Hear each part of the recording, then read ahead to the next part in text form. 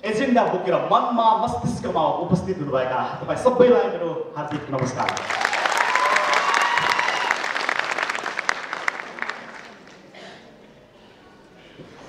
देश परिवर्तनका लागि हामीले लामो समयदेखि विभिन्न प्रकारका अभ्यासहरू गर्यौं।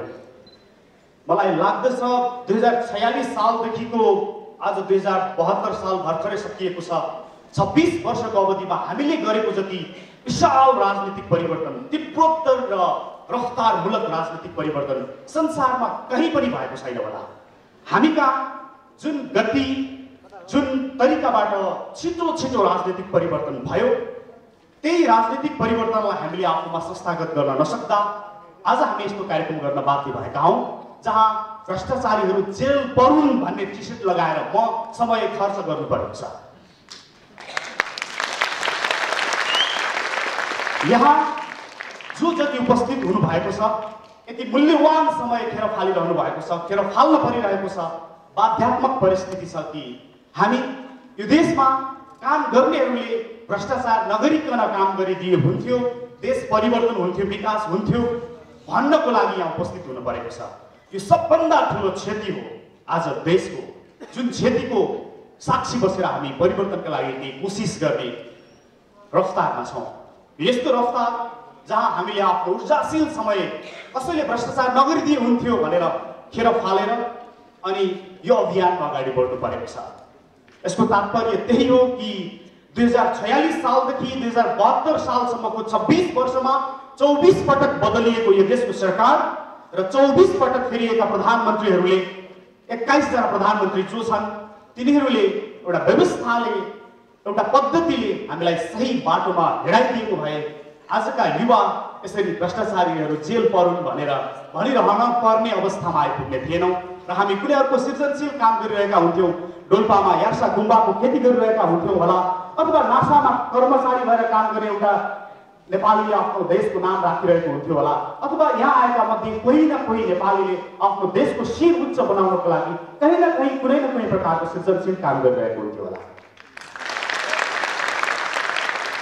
तर विडम्बना यस्तो छ कि हिजो मात्र मैले पूर्व मुख्य सचिवज्यू लीलामणि पौडेलजीसँग टेलिफोनमा कुराकानी गरेको थिएँ कि मेरो घर सिन्धुपाल्चोक भूकम्पले सबभन्दा बढी क्षति गरेको मानवीय भौतिक 3575 जना सबभन्दा बढी मरेको जिल्ला सिन्धुपाल्चोक, भौतिक र मानवीय त्यति धेरै क्षति गरेको जिल्लामा यस्तो भएछ सर कि 1 वर्ष भयो भूकम्प गएको, वैशाख 12 देखि वैशाख 12 सम्म 49 अर्ब रुपियाँ सकिएछ, तर हामीलाई थाहा भएन। मैले उहाँलाई यो प्रश्न गरेको थिएँ र उहाँले भन्नुभएको थियो कि यस्तो विषयमा तपाईहरु अगाडि बढ्दै गर्नुस् र साथमा यसका तथ्यहरू पनि अगाडि ल्याउँदै गर्नुस्। र यो सत्य हो कि भूकम्प गएको 1 वर्ष बीचमा सिन्धुपाल्चोक जिल्लामा मात्रै आईएनजीओहरूले खर्च गरेको रकमको अङ्क 49 अर्ब हो।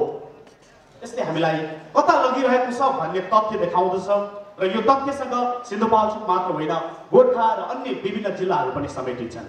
एउटा यस्तो दृष्टान्त हो जहाँ हामी कस्तो आचरणलाई प्रश्रय दिइरहेका छौं, कस्तो आचरणलाई हामी आधिकारिकता दिइरहेका छौं र त्यस्ता कुराहरूलाई कसरी मान्यता दिइरहेका छौं त्यसले स्पष्ट पार्दछ।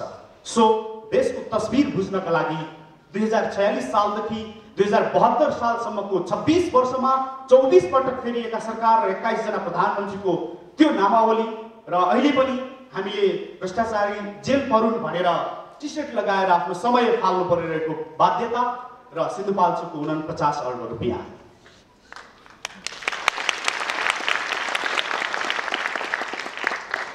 यो देशमा यस्तो लाग्दछ कि पूर्व मुख्य सचिवज्यू यही हुनुहुन्छ,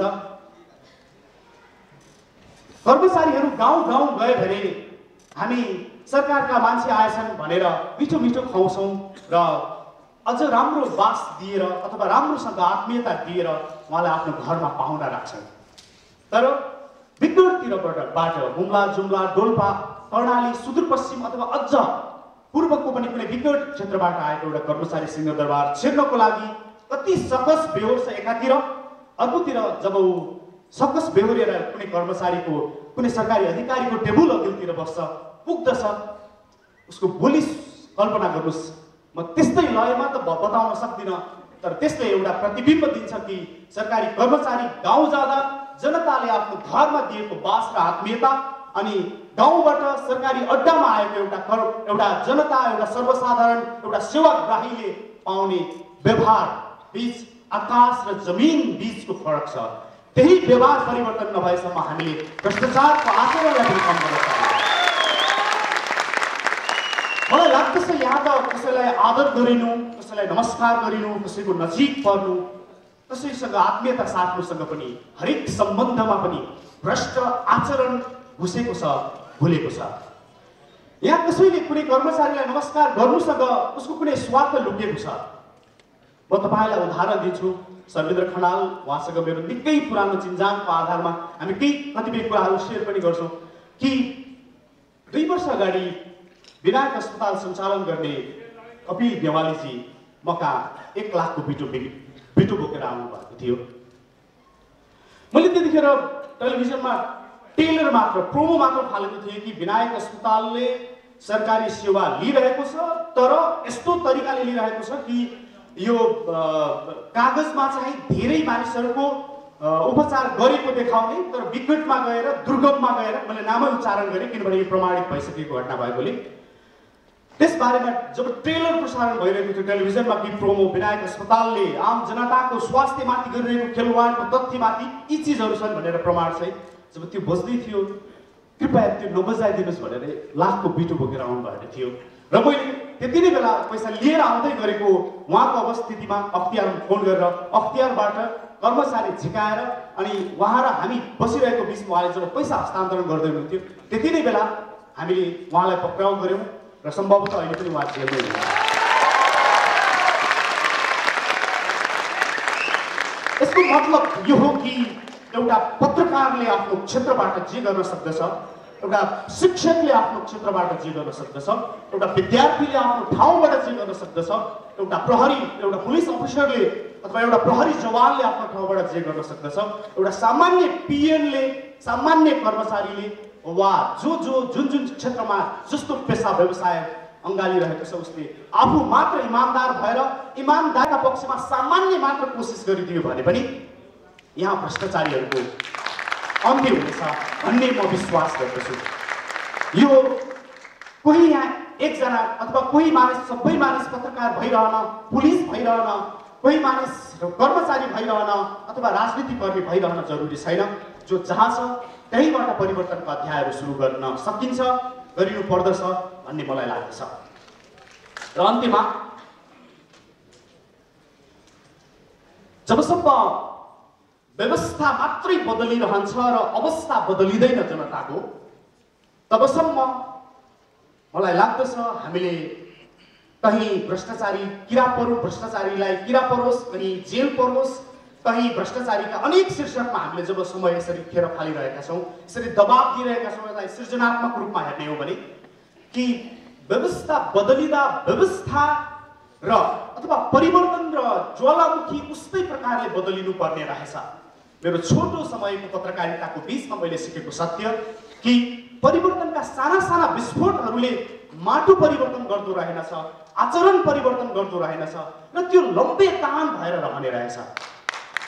जस्तो कि कुनै समय गाउँमा तास खेलिरहेका मान्छेहरूलाई माओवादीहरू तास नै च्यातेर मुखमा कोचिदिन्थे।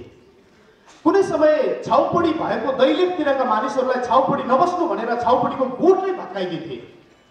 माओवादीहरू मात्र होइन, अन्य विविध शक्तिहरू परिवर्तनका लागि हामीले गरेका प्रयासहरू कि हामीले एउटा परिवर्तनको साना साना विस्फोटहरू चाहिँ गरेछौँ, तर ज्वालामुखी र परिवर्तन दुई समान चरित्रका चिजहरू रहेछन्।